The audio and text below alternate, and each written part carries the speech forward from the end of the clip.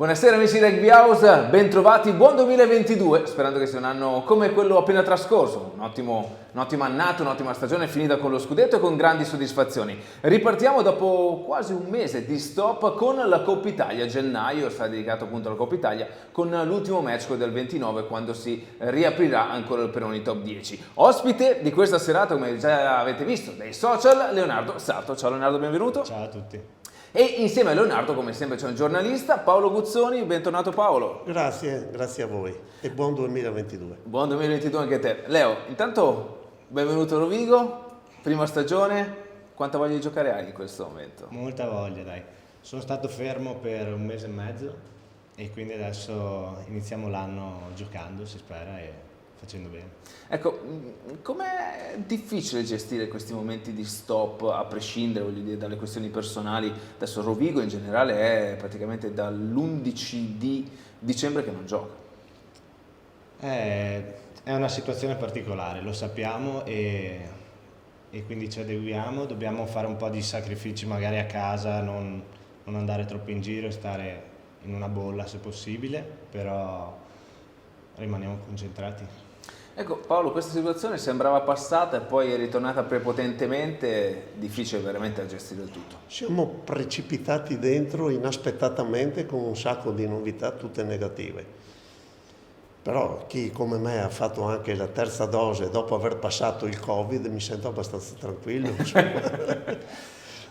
Ecco, da sportivi Leo, tu hai detto cercare la bolla, cercare comunque anche un contatto tra i compagni. Ricordiamo che il rugby è uno sport di squadra, per cui anche la socialità ha il suo peso. Come l'avete gestita durante queste vacanze o durante questo periodo di stop? Appunto, siamo stati tra di noi, sapevamo che non dovevamo vedere altra gente e siamo restati uniti e festeggiato quel poco che si poteva in compagnia. Ecco Paolo, lo sport, tu che sei un uomo di sport, deve essere ancora protagonista da questo punto di vista, reagire e dare la risposta che un po' tutta la nostra società ha bisogno in questo momento. Sì, penso che dallo sport deve arrivare tanto buonsenso. Ha ragione Leonardo, curati, stare quasi in una bolla, evitare contatti a rischio, eccetera. E l'esempio dello sport è molto importante anche in questo.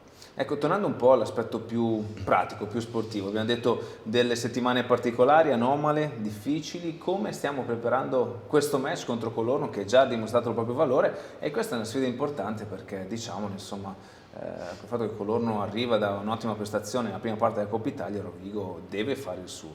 Sì, loro stanno facendo molto bene, hanno dimostrato in varie partite e anche contro di noi è stata complicata. Noi ci prepariamo soprattutto sulla nostra organizzazione, che è quella che bisogna migliorare anche, però sappiamo un po' cosa ci aspetta, abbiamo qualche idea. Ecco Paolo, il tuo punto di vista su Colorno? Beh, è positivo, ho visto che Mediano di Mischia è un giocatore cresciuto anche a Badia, a Boscolo, per cui l'allenatore lo conosciamo bene, è una squadra che è cresciuta molto e la partita qua a novembre, se non sbaglio, ha dato molto filo da torcere a Rovigo. Ecco, Leo, da un punto di vista tecnico, secondo te quali saranno le chiavi del match? Bisogna sicuramente continuare a vincere le fasi statiche, che stiamo facendo abbastanza bene, e secondo me riuscire anche a muovere il pallone. Io sono ala, quindi sono di parte, vorrei un bel rugby anche da vedere, però sì, se riusciamo a correre magari li mettiamo in difficoltà. Ecco, allora, prima di andare magari ancora un po' più nello specifico nella sfida di Colorno, a Rugby House non abbiamo ancora parlato realmente di quanto è successo con la vittoria con Mogliano pre-natalizia, essendo questa la prima puntata del 2022. Paolo, tu hai visto la partita con Mogliano? Sì. Ecco, le tue impressioni? È stata una partita che sembrava facile, perché pochi giorni prima avevamo visto la sfida, ero andato a Mogliano a vedere la sfida a Mogliano, è stata risolta nel primo tempo. Poi qua invece si è complicata la sfida e non è stato facile portarla a casa. Leo, le tue sensazioni riguardo quel match?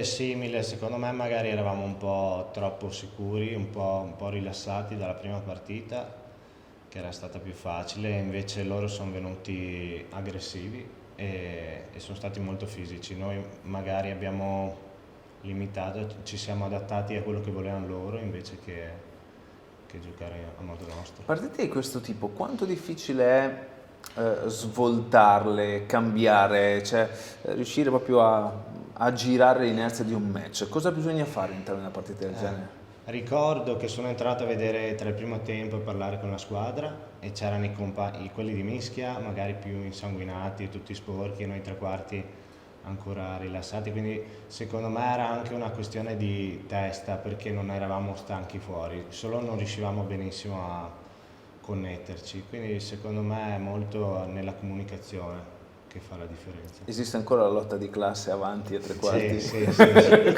Quella non la togli più. Quella non va via. Paolo, possiamo parlare di aspetti tecnici, tattici, però l'approccio, il comportamento, l'attitudine sembra... Sì, ha ragione perfettamente. Quando ci sono stati dei momenti di grande lucidità e voglia di far girare la palla, sono arrivati i punti. Prima è stata una sofferenza.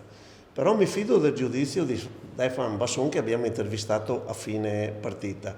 Lui, sia a Mogliano che qua, continua a parlare bene di Rovigo e dice che sarà una squadra in notevole crescita per la seconda parte del campionato. Al netto del fatto che Stefan abita a Rovigo, per cui è obbligato a dire questo, Leo, tu sei d'accordo con Stefan?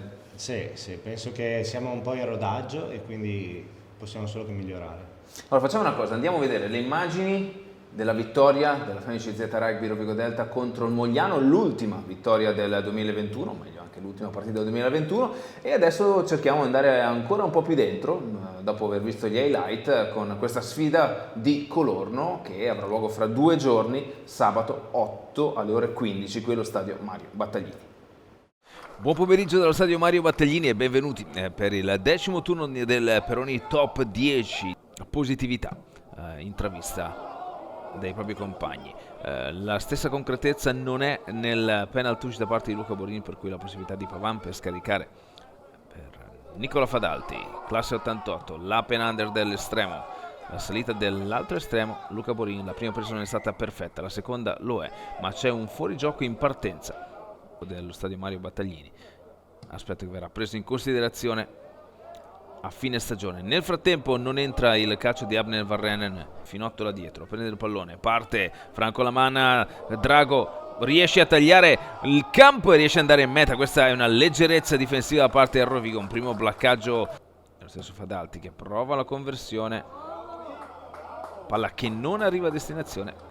Sironi ancora lassù in estrema serenità. Adesso parte il drive a Rodigino, lavora Davide Ruggeri, la palla a disposizione lì sui 5, si ricomincia con il pallone a terra, va a contatto Stefano Sironi, guadagna un po' di metri preziosi. È il momento di Paolo Steolo, il San Donatese, la sua seconda stagione a Rovigo. Vicini, guardate le guardie, guardate anche la postura di Lamanna, pronto ad entrare. Una palla difficile per Matteo Ferro che riesce comunque a gestire, e Ruggeri a lavorare su questo pallone riesce a gestire l'attrezzo anche dopo il contatto.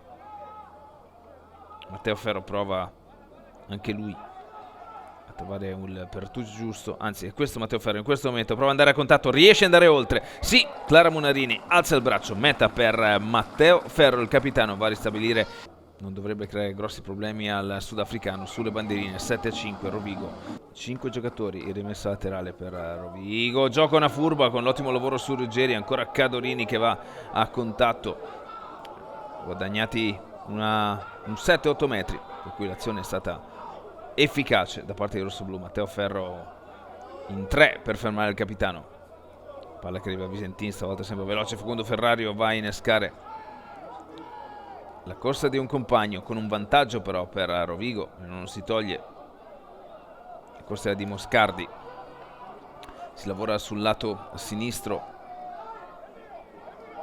si va a lavorare adesso sulla profondità, Facundo testa alta, palla che arriva all'Ertora, gli step del giocatore di San Juan, si torna dentro i 22, riesce a tenere bene la difesa del Mogliano, una palla che non mette nelle migliori condizioni Sironi, deve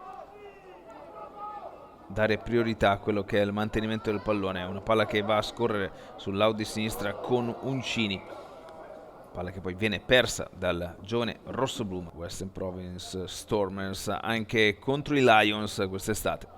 Tanto si alzano le bandierine, riesce a assorbire il contatto molto bene Moscardi in questo caso, non c'è guadagno, non si prende la linea del vantaggio Rovigo, ci prova Etienne Swanepoel che riesce ad andare oltre il placcaggio avversario, palla che rimbalza, arriva nelle mani di Abner Varrenen, bravissimo Finotto a prendergli il piede destro e non dargli l'opportunità di involarsi verso la meta. In questi casi quando si rompe la linea difficilmente si viene fermati, essendoci poca resistenza dietro, oltre la L1. Borin, il lavoro dei piedi del badiese, ancora altro possesso per Matteo Ferro, sempre in 2 e in 3, servono per bloccare il capitano Rodigino, non c'è soluzione diversa per mettere limite a quello che è il lavoro dei rossoblù. Infila l'H 13-5, poi su Abanga e adesso insieme a Calvisano per Rovigo ha match da recuperare. Probabilmente ceccato andrà a destra e il numero 3 che è il numero 2 oggi ceccato andrà a riprendersi lo slot di destra. Intanto duro colpo per Matteo Ferro a terra, altro problema Silinov da parte non continuare. Tanto Varrenen va all'esecuzione dalla piazzola, non sembra, ancora Varrenen per Etienne Swanepoel, setup centrale per Rovigo, il pick and go da parte di Matteo Moscardi e poi l'offload. Bravo Matteo Moscardi in questa azione, aver letto una assenza di copertura da parte della squadra avversaria ed ha fatto un po' quello che aveva fatto Facundo a Mogliano, un pick and go che ha fatto guadagnare quel metro in più, che ha portato indietro Mogliano ancora una volta. Era altro possesso per Emanuele Leccioli, l'ennesimo pallone di questa partita, il cross kick di Abner Varrenen per l'Ertora, il passaggio per Davide Ruggieri, la possibilità di andare in meta per la seconda segnatura della Femice Z. Femice Z Rugby Rovigo Delta. Abner Varrenen prova la trasformazione dalla quaglia, non sentiamo il boato e poi Abner Varrenen a metterlo giù, il pick and go da parte di Franco Lamanna, bloccato da Leccioli, ancora Mogliano e pick and go lì, il sacrificio degli avanti ma anche quelli dei ragazzi rossoblu a non dare soddisfazione agli avversari. Paul Derbyshire, la palla è visibile e c'è un calcio di punizione, parte però Franco Lamanna, un po' di disattenzione da parte dei giocatori rossoblu a Parma durante la finestra autunnale. Mentre siamo agli ultimi secondi della sfida, Giacomo Darè va a deporre il pallone in tribuna, fischia la fine, Rovigo batte Mogliano. Bentornati in studio, andiamo a riprenderci la sfida con Colorno, andiamo nel dettaglio. Leo ci ha detto che stanno lavorando, che sanno quello che devono fare. Quali sono allora, sicuramente avete studiato Colorno, non voglio sapere cosa ti sei detto con tuo fratello, perché vuol dire quello è un aspetto di famiglia e quando si parla di famiglia non andiamo ad indagare. Però diciamo, cosa avete scoperto, cosa sapete che Colorno è capace di fare? Abbiamo scoperto che loro hanno preso fiducia e quindi adesso vogliono affrontare queste partite qua e la mentalità sarà diversa da parte loro. Noi conosciamo anche il loro allenatore, sappiamo che è ostico e quindi cercheremo di fare bene le nostre cose. Sarà una sfida di carattere sicuramente, sarà una sfida che, insomma, che lo si voglia o meno sarà comunque condizionata da qualche defezione da Covid, Paolo, no? Questo dobbiamo metterlo in conto. Sì, ci sarà, può essere anche fatta all'ultimo minuto, ma io penso che la chiave della sfida col Colorno sarà che Rovigo è campione, ha vinto l'ultima Coppa Italia disputata nel 2020 e quindi è un titolo che deve difenderla contro l'allenatore che li aveva portati alla vittoria. Rovigo deve vincere domenica, non c'è niente da fare. È una frase che tu non hai mai sentito, vero? Non hai sentito. Rovigo deve vincere. Quando sono arrivato spesso, specialmente in casa, comunque sono d'accordo su questo, cioè giocando qua con lo stadio e il pubblico che ci sostiene c'è una differenza e dobbiamo far bene. Ecco, un Colorno che sicuramente ha fatto bene nel premio top 10, questa sfida di Colorno che apre un po' la seconda parte della Coppa Italia, che chiude diciamo quella che è la regular season per poi dare il là alla finale che dovrebbe essere nel mese di aprile con tutti gli spostamenti che sono stati causa Covid. Esatto. Ecco, dà chance anche ovviamente alle persone che magari non hanno avuto un alto minutaggio, vuoi per infortuni o per indisponibilità, di avere il proprio spazio, per cui tu che sei un giocatore navigato, che suggerimento daresti a chi ha questa chance? Beh, noi abbiamo già dovuto fare un po' di turnover quando io sono uscito. Bordini ha fatto molto bene, ha fatto meta tutte le volte che ho giocato, poi Vise ha giocato molto bene contro Mogliano, insomma abbiamo un po', tutti siamo pronti e tutti hanno molta voglia di giocare, quindi avere anche tutta la squadra che gioca e che si dà rotazione è molto importante per creare e aumentare il livello Anche perché adesso siamo nel 2022, è vero Paolo, ci stiamo avvicinando un po' pian piano, step by step, a quella che è la fase decisiva. Sì, è una fase decisiva. Per me che sono anche tifoso del Rovigo mi aspetto di vedere anche il miglior Leonardo Sarto, perché rispetto all'inizio ha fatto partite buone, qualcuna non all'altezza della tua fama. È interessante, Leo, capire un po' quali sono anche i tuoi obiettivi adesso per le prossime settimane. Beh, sicuramente voglio aiutare la squadra, nel senso sia con le prestazioni sia con i compagni, parlando in allenamento, e aumentare un po' l'asticella. Dobbiamo tutti, e io per primo, alzare un po' per arrivare alla fine del campionato e performare, insomma.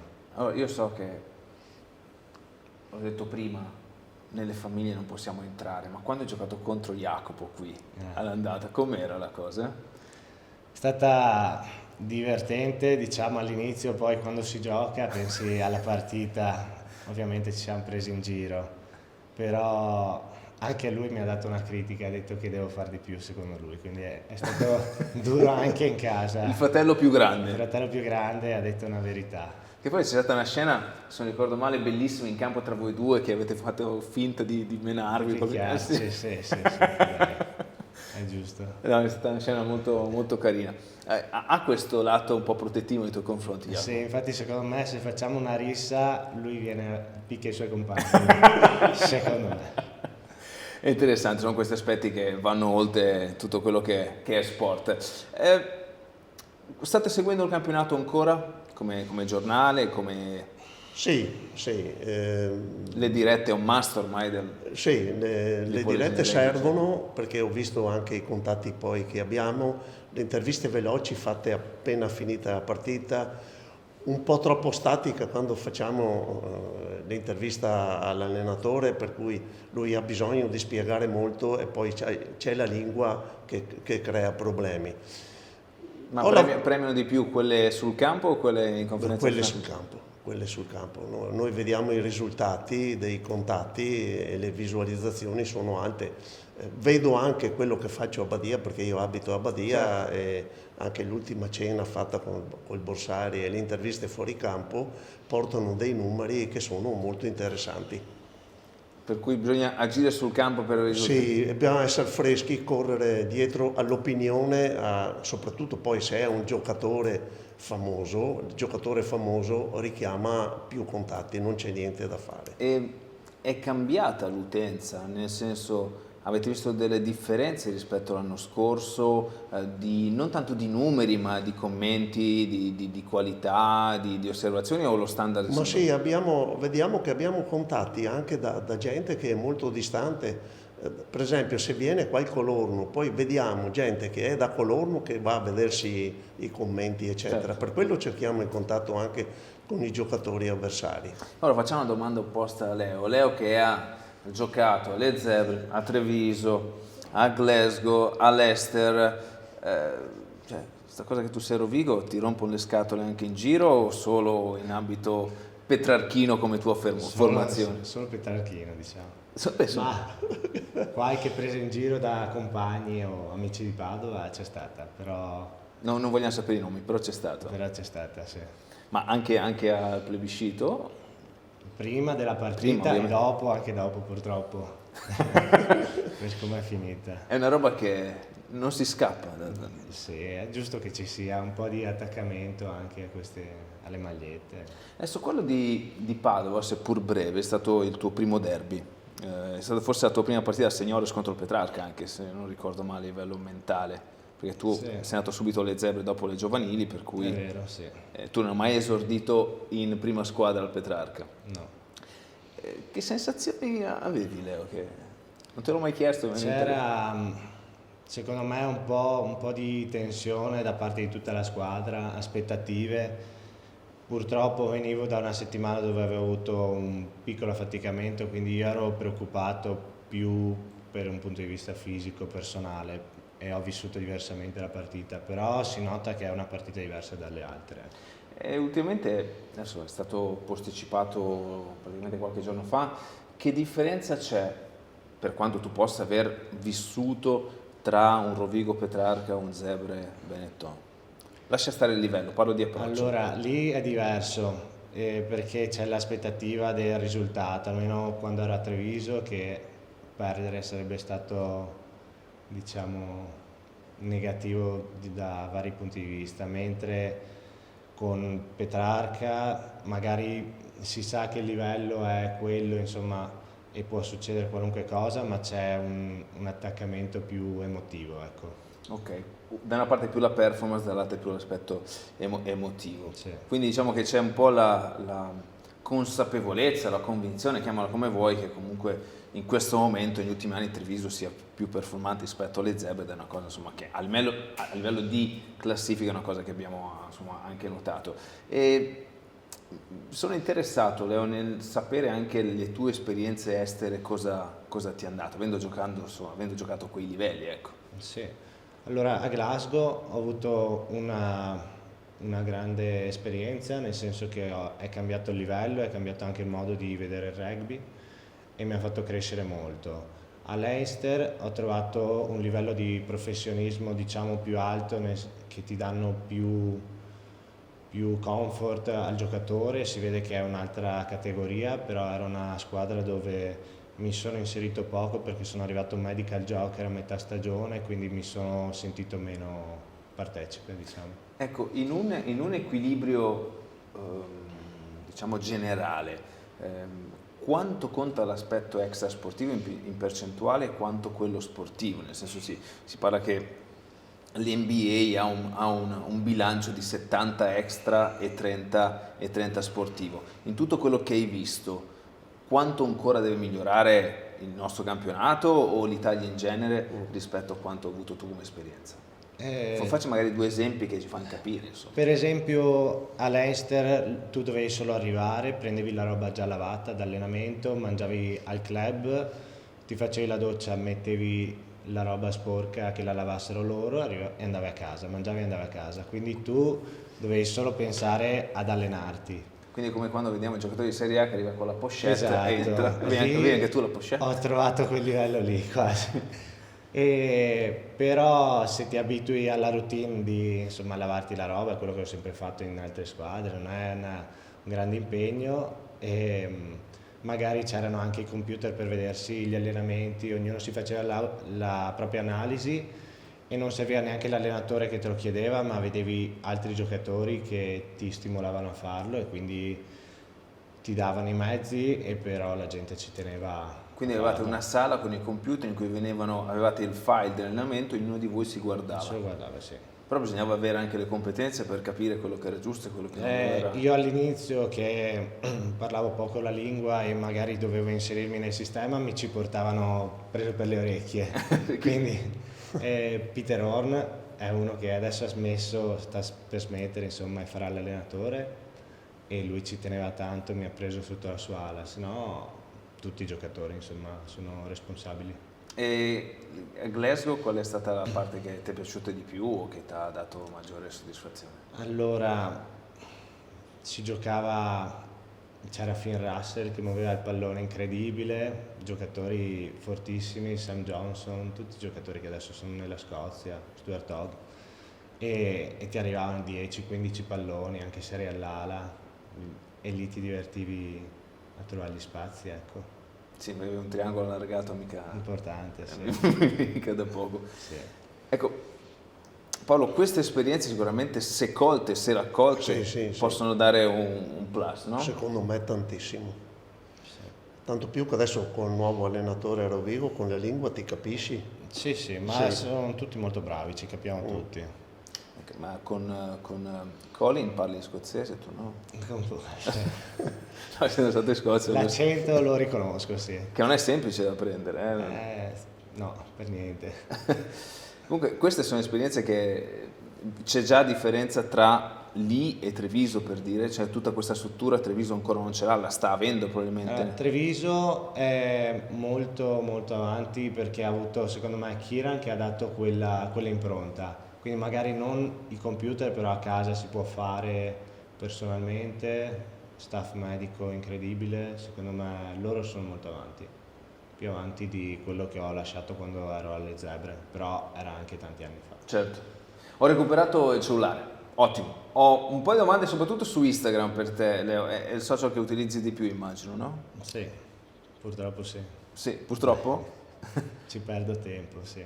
Ok, allora ciao Leonardo, so che sei un ragazzo sempre positivo che non si lamenta mai per nulla polemico. Come fai ad essere così ottimista? Svelaci il tuo segreto. Grande Leopard. Penso che ci sia un po' di sarcasmo qua, magari a volte mi lamento, ma perché è duro allenarsi ogni volta e ogni tanto ci si imbatte magari in questi momenti di sfogo. Ottimo. Poi c'è Filippo che dice: ciao Leonardo, vorrei sapere cosa ne pensi riguardo togliere i crocifissi nelle classi scolastiche perché urtano altre religioni. So che ne parlavi spesso con i tuoi compagni di squadra. Allora, rispondo anche seriamente, secondo me, e non ci tengo particolarmente a avere il crocefisso, può essere anche tolto, ma devono deciderlo gli italiani, non è una cosa che da fuori viene imposta, personalmente.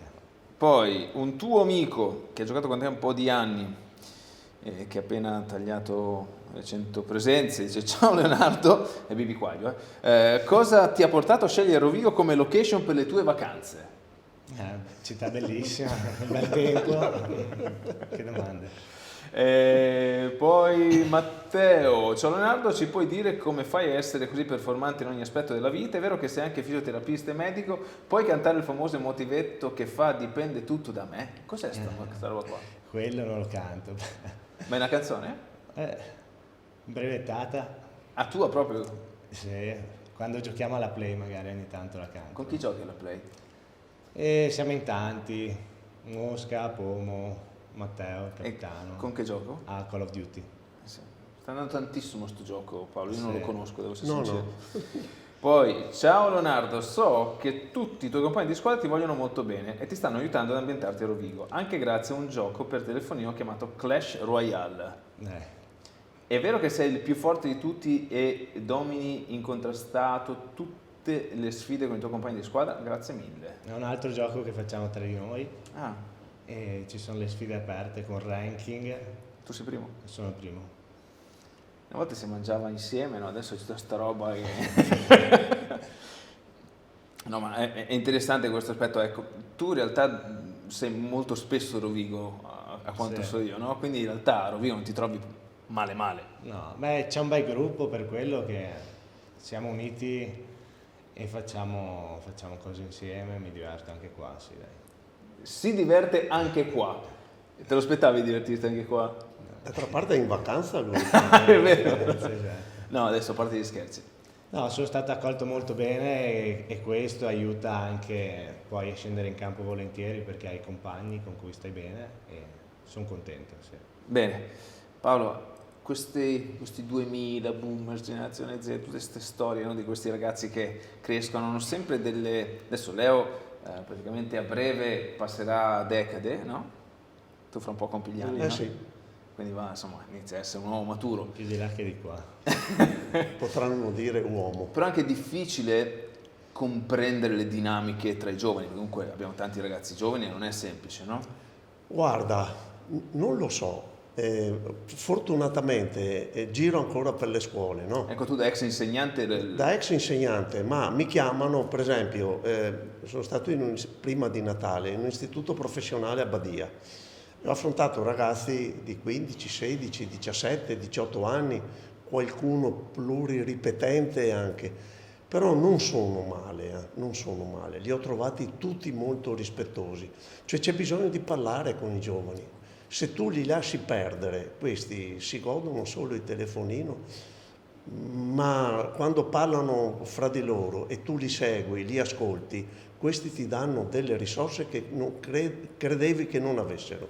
Quindi è quello il problema secondo te? Sì, bisogna parlare con i giovani. È come un bravo allenatore deve parlare con i giocatori, deve essere un po' psicologo, molto bravo tecnicamente, ma loro hanno bisogno, dico loro, i ragazzi, i giocatori, poi sono tutti giovani, hanno bisogno di essere ascoltati. Ecco, Leo, adesso prima ho fatto la battuta sui 30 anni che arriveranno a breve, ma rispetto al tuo esordio in prima squadra o comunque alle nazionali e ai mondiali, come vedi i ragazzi che hanno comunque 10 anni meno di te? Perché Riccardo Andreoli ha 10 anni meno di te, Bordin di cui parlavi prima ne ha 9, ecco. Come li vedi? Sono diversi da te? In cosa sono cambiati? Se sono cambiati? Allora, li vedo con un altro occhio, perché ovviamente quando ero giovane vedevo tutto diversamente. Comunque sono molto motivati, sono bravi, volenterosi. Io magari ero un pochino fuori dalle righe già da piccolo, quindi non posso fare il confronto. Parlo di approccio, non parlo tanto Di approccio. nei confronti del rugby. Sì, no, li vedo che lavorano bene e che vogliono migliorarsi, fanno tante domande, quindi quello che serve. Ecco, all'università come va? So che Università? ti sei iscritto quest'anno, no? 4 esami su 4 passati, 100%. 100%. Speriamo di tenerla. Media del 23 abbondante. Beh, quindi insomma, vuol dire, stai andando bene, Paolo, Alla grande. considerando che... Madonna santa, anzi, Avevo vedi, smesso da 10 anni. che facoltà ti sei iscritto? Sto facendo football and sport management. Perché hai detto che dopo la carriera rugbistica va a giocare a calcio. Manager o allenatore, vediamo. Vediamo le carriere No, dove c'è andare. bisogno di grandi manager, questa è la verità. Questo è vero. Tutto. Questo è assolutamente vero. Allora, ricordiamo poi di cose. La partita avrà luogo fra 2 giorni, quindi sabato 8 gennaio alle 15 qui contro Colorno. Domani vedrete la formazione della squadra che uscirà, che Alistair Coetzee avrà scelto. Ci sono 2 aspetti da ricordare importanti. È uscito il calendario 2022 della Femici Z Rugby Rovigo Det, la potete trovare da Libraccio a Rovigo oppure su libraccio.it. Per la prossima partita, praticamente ricordiamo che l'abbonamento non ha anche la Coppa Italia, per cui anche gli abbonati dovranno acquistare il biglietto per venire a vedere sia il match di sabato sia quello della prossima partita, ovvero di sabato 15 gennaio contro Calvisano, per cui 2 sfide interne per la Coppa Italia, poi il 22 si va a Roma per l'ultima sfida di Coppa Italia, poi il 29 si ritorna ancora a Roma per il Peroni Top 10. Paolo, ovviamente prima di concludere la trasmissione un accenno su Badia. Allora, Badia è partita malissimo. Le prime 3 partite 3 sconfitte, poi 4 vittorie. L'ultima che ha scatenato l'entusiasmo a Badia è stata la vittoria all'ultimo secondo con l'ultimo piazzato sul Petrarca. Ma 2 domeniche prima avevano battuto anche il Verona, che è in procinto o credono di poter tornare in Serie A, ma non mi sembra all'altezza di andare in top 10. Sì, tra l'altro è stato un weekend strano per il Verona, perché ha perso col Badia, poi ha perso con la 19 lo spareggio per le Sì, non ha destato grande impressione. Invece questo Badia che vince all'ultimo minuto anche per un punto, per me è importante. Poi vedo una colonia di top 10 del Rovigo che le domeniche vengono a Badia a vedere la partita, compreso il capitano Ferro e tanti altri. Saresti invitato anche, così ti chiederemo un giudizio sulla partita del Badia. Va bene. Anche perché Paolo, questa è la prima esperienza reale di Joe Van Nicker come allenatore, quello dell'anno scorso era solo nominale, no? Sì. Quindi c'è un po' di carattere di Joe in questa squadra. Sì. Joe dà l'impressione di essere una persona molto saggia. Ha creato il gruppo, tutti apprezzano quanto sta facendo per il gruppo. Ci sono giocatori che tornano a giocare e questo è importante. Poi ho visto alla festa, mai visto da anni, una festa prima di Natale, di chiusura dell'anno così festa, ecco. Vedo molta unità e tutti quando li interroghi ti dicono che c'è il gruppo, che lavorano bene in gruppo, e Gio è un uomo di grande esperienza. Tanto io sono venuto un paio di volte, ero con Verona, ero con Vicenza, comunque il pubblico segue la squadra. C'è pubblico a Badia, c'è pubblico. Poi sai, Badia crea sempre buoni giocatori che poi Rovigo giustamente utilizza. Io ricordo Leccioli, era un ragazzino di 14-15 anni quando è venuto a Badia, adesso questo qua è un pilone, un signor pilone. A parte la serietà di Borin, che sta lavorando bene con Van Rinen, e quindi sono arrivati dai vivai della provincia dei giocatori che sono importanti, che a Rovigo stanno facendo strada, insomma, non tutti, ma non faccio i nomi. Va bene. Qualcuno si è perso per strada. Ci può stare anche, no? Fa parte del Certo, gioco. certo. Con quanti talenti avrei conosciuto, Leo, che si sono persi, magari alla tua età erano dei fenomeni, no? Sì, capita anche quello. Bisogna avere le motivazioni per andare avanti, perché non è semplice come si pensa. Immagino che non sia facile. Ottimo, siamo giunti al termine di Rugby House. Leo, pensavo fosse più difficile. No, dai, è semplice, no? No, è andata bene. È andato bene. Se lo dice Leo, siamo sereni. Grazie Leo di essere venuto. Ok. Grazie Paolo. Poi è stato un esame universitario questo. Diamo 27 Leo Sarto, così alziamo la media, 5 esami su 5. E ci vediamo sabato allo stadio contro Colorno. Buonanotte. Ciao.